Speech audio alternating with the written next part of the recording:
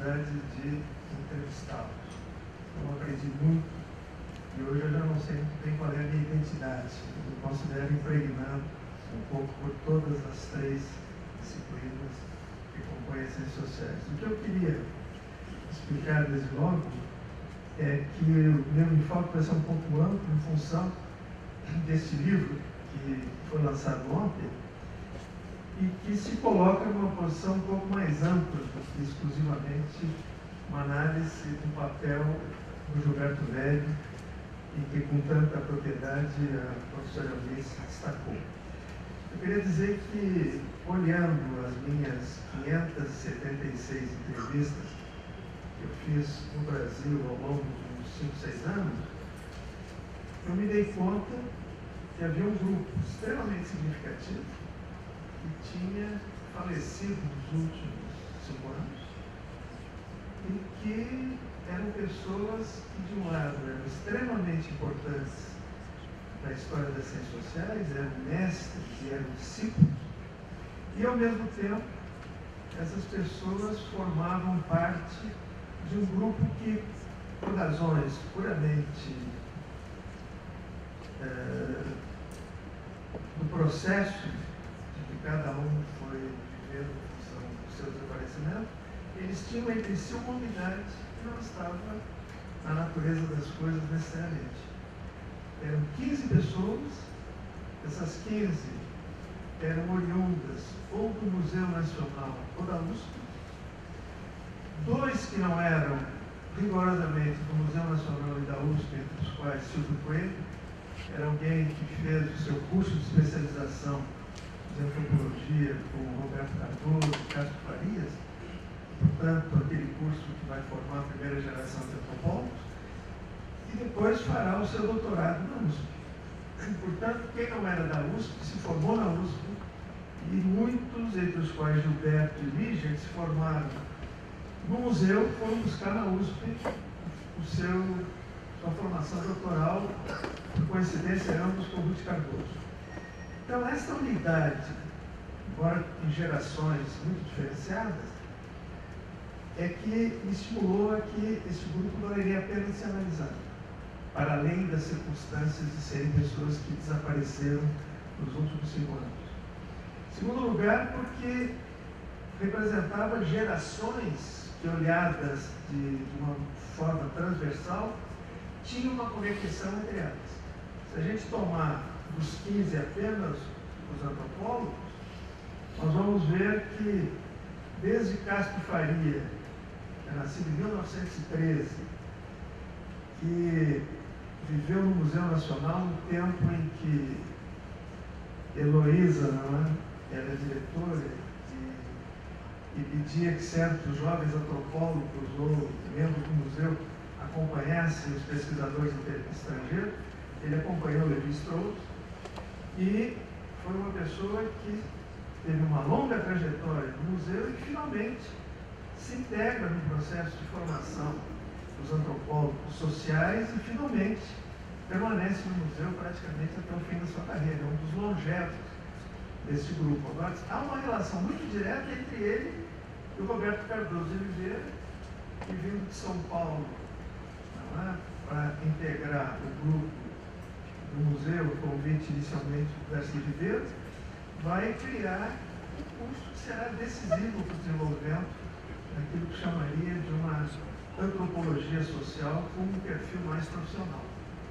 E olhando-se na sequência, se verá que tanto Ruth, que é uns 2 anos mais moça, mais velha, aliás, mais moça do que Roberto, estará na USP tendo uma relação através de vários orientandos com o museu e com a própria formação de antropólogos na USP, e, na sequência, esses 2 jovens antropólogos precocemente falecidos, a Lígia Sigor e o Gilberto Velho, serão 2 ícones e 2 discípulos dessas 2 gerações. Eu não vou entrar, evidentemente, no conjunto das 15 entrevistas, das 15 entrevistas que eu utilizo desses personagens que faleceram nos últimos 5 anos, mas o que eu queria dizer é que, em primeiro lugar, o meu olhar não foi o olhar de quem está querendo fazer um necrológio acadêmico de um grupo importante de ciências sociais, nem muito menos é um olhar agiográfico. Não estou aqui para fazer a exaltação das qualidades, embora todos tenham qualidades reconhecidas por todos. Mas eu tentei fazer realmente uma análise. E a minha introdução, de uma certa maneira, desenvolve essa análise. Em segundo lugar, eu tento colocar esses autores e estes atores também em função de diferentes variáveis que se mostraram extremamente interessantes. Por exemplo, o tipo de geração a que eles pertencem. Então, aqui 5 gerações, eu não vou entrar no detalhe, mas certamente há uma diferença entre a geração do Castro Faria, que é quase que isoladamente a mais antiga, depois vem 2 que pertencem à geração, sobretudo o Roberto Cardoso de Oliveira, que pertence à geração segunda, onde está Juarez, Brandão Lopes e Otaviani. Depois vem uma terceira geração, da qual faz parte Ruth Cardoso, Carlos Estevam Martins, Maria do Carmo Campelo de Souza e Silvio Coelho, que é a geração dos anos 30 até os anos 40. E a partir dos anos 40, nós temos, nascidos em 45, Luiz de Sigor e Gilberto Velho, mas além disso temos cientistas políticos como o Kugelman, o Antônio, aliás, o Carlos Estevam Martins, o Antônio Perucci e o Gil do Marçal Brandão. E isoladamente na última geração, Juarez, Brandão Lopes e Maria Dalva Quinto. Muito bem. Então, este elemento já permite uma análise interessante quando a gente reúne os 15, independente de serem sociólogos, antropólogos ou cientistas políticos. Eu não vou entrar no detalhe, porque o meu tempo é muito restrito. Um outro aspecto interessante é o problema da profissão dos pais. Mas se vê claramente uma diferenciação muito grande entre os diferentes cientistas sociais que estão aqui, do ponto de vista da profissão paterna e, portanto, de um certo nível de status social, embora num grupo pequeno. Curiosamente, o grupo, vamos dizer, que do ponto de vista de status social tem a situação mais alta relativamente, são os antropólogos. Embora hoje, quando se olha o conjunto das ciências sociais de uma forma mais ampla, os cientistas políticos têm também uma tradição de uma origem social alta, mas não tanto quanto este grupo a que eu estou me referindo. O outro aspecto interessante é o tipo de escolaridade que eles terão. Então se vê aqui que muitos deles farão escola pública, os que são de origem social mais baixa, outros farão escola pública de elite, como é o caso do Gilberto, que vai fazer colégio de aplicação da Faculdade Nacional de Filosofia. Mas como tem, por exemplo, pessoas como Eliette, como Otávio Yanni, que são de uma extração social mais baixa e que farão escola pública tradicional.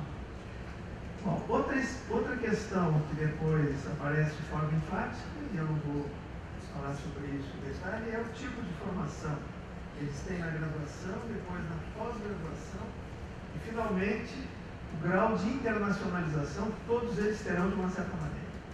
O que chama atenção, só para falar de um caso que me parece interessante, é a diferença, o Miceli, por exemplo, quando diz que os sociólogos da USP fazem parte de uma tradição, de uma sociologia filosofante, se referindo à tradição francesa dos sociólogos que vieram aqui. Eu tive a oportunidade de frequentar os relatórios, por exemplo, da Escola de Sociologia Política. E é impressionante o tipo de leitura, os programas que eram desenvolvidos nessa escola, a influência que a sociologia e a antropologia americana tinha sobre seus professores, sobre seus alunos. E aqui se vê, por exemplo, no caso de Juarez, uma diferença, por exemplo, extremamente importante com o Otávio Yanni, que são praticamente da mesma geração, 1925. A diferença é que Otávio Young, Fernando Henrique Cardoso e muitos que fizeram parte da cadeira de Sociologia farão seus doutorados no país, dentro de uma linha desenvolvida pela cadeira de Sociologia, que na época era o tema no negro, na sociedade de classe, etc., que todos conhecemos. Agora, o primeiro que sai do exterior e que, portanto, vai buscar uma formação que o caracterizará como alguém que tem uma formação mais empírica dentro da sociologia, é o Juarez. Embora sendo da mesma geração, tendo feito a Escola de Sociologia Política, foi estimulado a fazer sua pós-graduação em Chicago, o que é uma coisa excepcional para essa geração. Enfim, eu não vou entrar nos detalhes dos outros autores que fogem um pouco do nosso objetivo, mas eu queria centrar esses meus comentários agora sobre esses dois jovens precocemente falecidos antropólogos, que é o Gilberto Velho e a Lígia Segundo.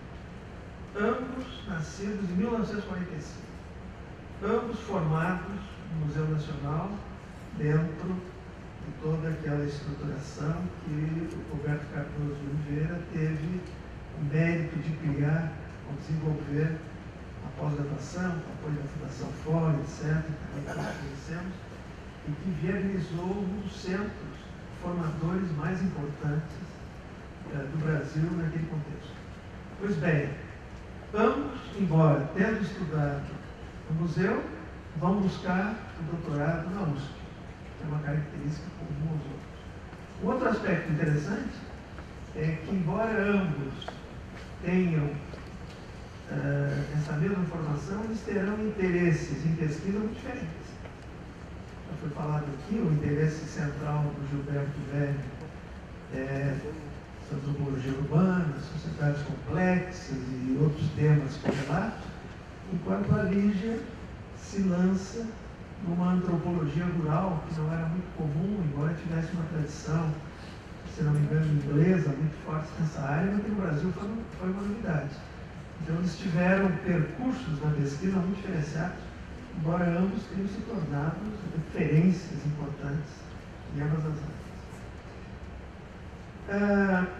Feitas essas observações de caráter geral, eu queria apenas mencionar algumas referências da entrevista que vocês, que eventualmente têm comprado o livro, terão a oportunidade de ler em detalhe, que é a entrevista que eu fiz com o Gilberto no ano de 2000. Alguns disseram assim: você é um profeta, começou a ver que as pessoas poderiam eventualmente morrer, claro, com velho, mas não esse.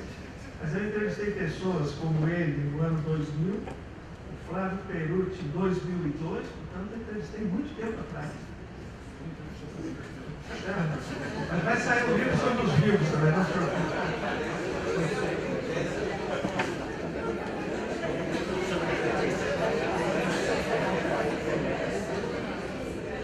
Bom, então quando se lê a entrevista do Gilberto, que é uma entrevista, como todas as entrevistas que eu fiz, que teve um ar assim, de cumplicidade, como eu era colega, eu conhecia em geral as pessoas que entrevistavam, então as entrevistas eram um pouco livres. Então o Gilberto teve a oportunidade de me contar o seu itinerário desde a época em que ele fez o colégio de educação, qual foi a importância que esse colégio teve para ele, qual foi a diferença entre a formação que ele teve e a formação que o Otávio teve, que foi uma formação no colégio militar.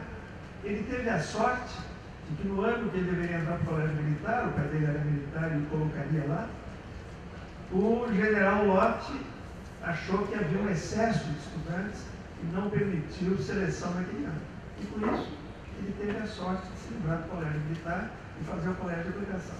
Bom, no colégio de aplicação, ele vai viver toda a experiência de um colégio público de elite, com toda uma intelectualidade, os filhos intelectuais da Zona Sul que estudam nesse colégio, e ao mesmo tempo teve a oportunidade de se envolver em coisas que quem estudava no colégio militar não tinha chance de fazer.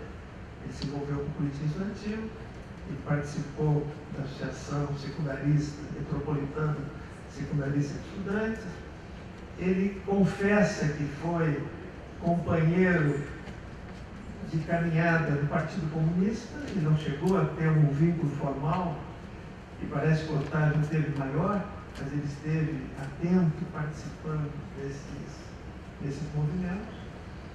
E ele considera que a opção dele pelas ciências sociais tem a ver diretamente com a experiência desse colégio público no qual ele estudou. Depois tem outra questão que tem a ver um pouco com a própria formação e padrão militar que o pai dele, que era um homem que todos sabem, com um interesse muito grande por ciências sociais, que traduziu muito dos livros que a Azahar publicou nessa área, este general, ele, além de ter dado a oportunidade deles terem vivido nos Estados Unidos quando ele foi fazer estudos em West Point, ele também foi uma pessoa que se ocupou muito, se interessou muito em encaminhar os filhos às boas escolas e à boa formação. Então, nesse sentido, a ida do Gilberto para as ciências sociais não tinha nada de absurdo do ponto de vista do pai, dado o seu interesse pelas áreas. O pai dele, que inclusive, profissão que ele fez para mim, como aliás me fez também a muito sobre seus pais, e como me fez a Marilena Chaves sobre os seus, era um integralista. Uma vez a Marilena foi no Rio Grande do Sul, e eu perguntei, por que você fez esse texto sobre o integralismo? E ela me disse para acertar contas com meu pai e minha mãe, que eram integralistas. Como com a Igreja Católica, eu enfrentei através dos meus estudos filosóficos com Spinoza. A mesma coisa, eu diria, aconteceu no caso da Carmute, o pai dela no médico, integralista, e o pai general do nosso Gilberto. Outro aspecto interessante, além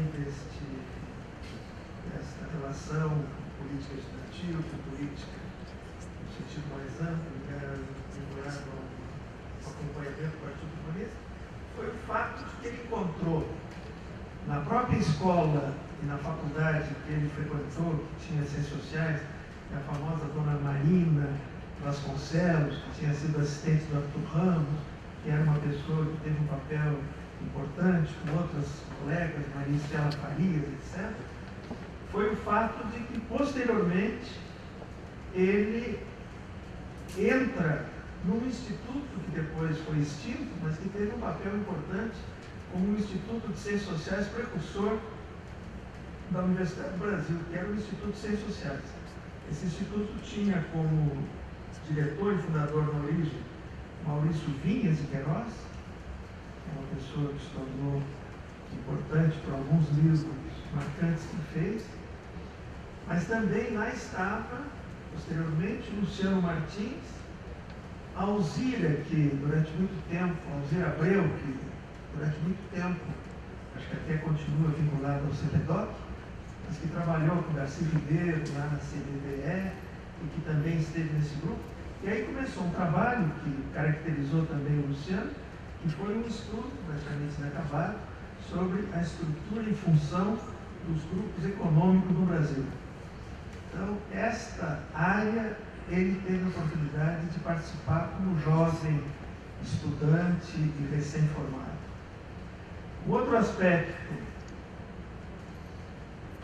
interessante que vale a pena mencionar rapidamente é a importância que, à época, o museu atribuía às leituras sobre os sociólogos, sobretudo e antropólogos da USP.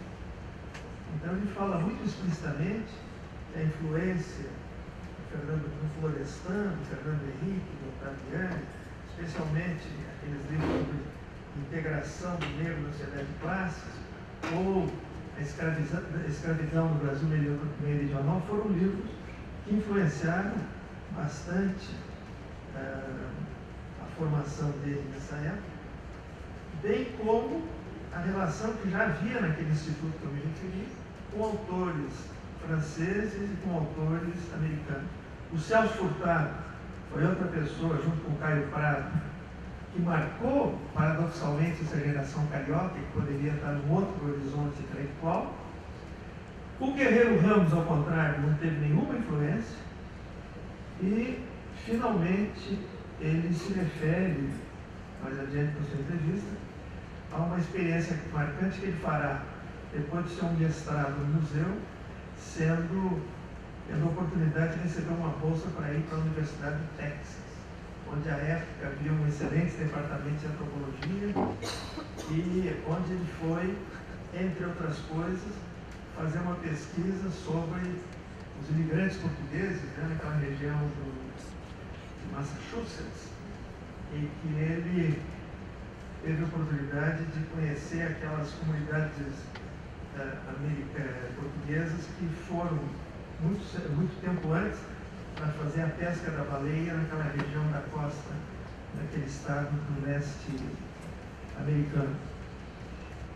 E aí, entre outras coisas, ele conta uma história edificante, por aí termina, que é uma história edificante, uma homenagem, que foi o encontro dele com o Luiz Roberto, não é? Filho do Roberto Cardoso, que era um excelente menino, mas que à época não tinha grande interesse nos estudos. E o pai dele me contou que ele disse ao Luiz Roberto: vamos fazer o seguinte, se você ficar no Rio, eu vou lhe botar interno no colégio, vai ser uma coisa agradável, tem que ficar interno, na minha ausência de um ano e meio nos Estados Unidos. Agora, se você for comigo nos Estados Unidos, eu lhe prometo que você não precisa estudar nada, só vai comigo e vive a vida nos Estados Unidos. E ele concordou. Confere? Mas aí que entra o Gilberto. O Gilberto, com essa pesquisa dele, não é, que ele fará lá nessa região de Boston, etc., ele encontra o Luiz Roberto e faz um convite assim, formal. Você não queria me ajudar um pouquinho nessa pesquisa que eu estou fazendo aqui com esses imigrantes, coisa e tal. E disse: olha, não tem nada disso. Não, você vai ver que não é tão complicado, coisa e tal. E aí ele começou a fazer, e aquilo começou a ser uma coisa extremamente importante. Ele começou a descobrir não só o conteúdo da pesquisa, a metodologia, mas inclusive a própria antropologia que estava dentro da problemática. E pouco a pouco ele se transformou em alguém que vai efetivamente se interessar e fazer a carreira brilhante que fez. E eu acho que esse é uma das contribuições mais autênticas do que o Gilberto representa como pessoa e como antropólogo. Muito obrigado.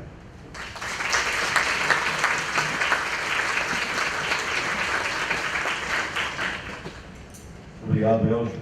Passo a palavra então a Cristina Patriarca.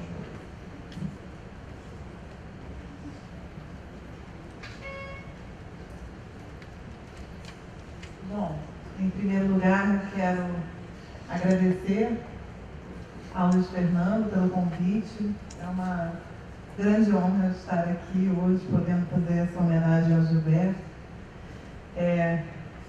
Só nessa conclusão, eu acabei de falar com o Luiz Roberto na hora do jantar, e ele me falou: você sabia que o Gilberto foi o meu primeiro patrão? Eu, como assim? Na antropologia, eu falei, patrão na antropologia não é uma coisa tão comum disso, é um termo, achei engraçado. Mas então tá um pouco esclarecido, depois ele me conta mais detalhes. Bom, eu escrevi um texto, até porque, para não me perder muito na fala, e vou começar com uma pergunta meio boba, que eu ouvi algumas vezes, principalmente quando eu comecei a conhecer o Gilberto. As pessoas, colegas meus, que foram colegas meus na graduação, e mais tarde alunos, até recentemente, me faziam essa pergunta: o Gilberto velho é velho? Eu não me lembro quantas vezes eu tive que responder essa pergunta a colegas, estudantes da UNB na época, e mais tarde alunas e alunos em Goiás e Brasília. E a minha resposta era sempre negativa, mas com ressalvas. Na verdade, a pose aristocrática e a farta barba sempre fizeram parecer mais velho do que a contagem do tempo cronológico de sua existência indicaria. como ele mesmo gostava de dizer a respeito de sujeitos humanos em geral, e mais especificamente indivíduos psicologizados da Zona Sul Carioca, Gilberto era um ser complexo, contraditório e surpreendente, em permanente constituição e capaz de metamorfoses cotidianas, habitando múltiplas províncias de significados. Sua velha figura pública contrastava com a jovialidade de seus escritos. Gilberto sempre se interessou pela juventude. Aliás, o último livro que organizou, com Luiz Fernando Dias Duarte, se intitula justamente Juventude Contemporânea, Culturas, Gostos e Carreiras. Lhe interessavam os campos de possibilidades para a concretização de projetos, fossem esses profissionais, afetivos ou, num sentido mais amplo, existenciais. Conheci seus escritos antes da sua figura.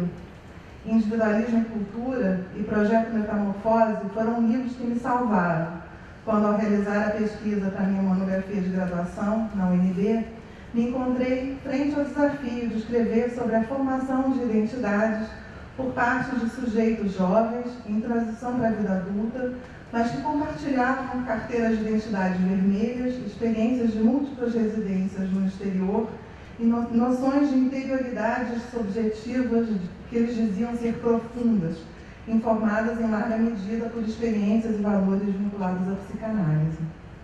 Mais que isso, Gilberto Velho, o autor, me trouxe o alento de ver uma antropologia intimista, de realidades próximas, mas nem sempre familiares, ou familiares, mas em larga medida desconhecidas. Me mostrou a possibilidade de olhar no espelho antropologicamente, e que, para além de um hedonismo autocentrado e estéril, era possível estranhar, problematizar e, principalmente, libertar-se de classificações estáticas e definições permanentes. Seus escritos são claros, bem articulados e sintéticos. Gilberto não escrevia textos longos e prolixos. Ao entrar no mestrado no Museu Nacional em 97, procurei o professor Gilberto e lhe entreguei uma cópia da minha monografia, um tanto autobiográfica, defendida na UNB, sobre filhos de diplomata. Seus gestos largos, postura ligeiramente impertigada, cadência de voz grave e pausada, causavam fortes impressões aos estudantes recém-ingressos no PPGás. Lembro-me de um colega de turma, João Felipe, relatar que nunca havia chamado um professor de senhor, mas que com Gilberto não conseguia falar de outra maneira. Gilberto se divertia com as impressões que causava. Gostava de criar personagens para si e para os outros. Chegava ao museu, às vezes, antes dos funcionários da secretaria. Se tocava o telefone, ele atendia, em voz enigmática, incorporando a famosa múmia, Chá Luz, que habita o acervo do Museu da Quinta da Boa Vista. Contava histórias de assassinatos de araras.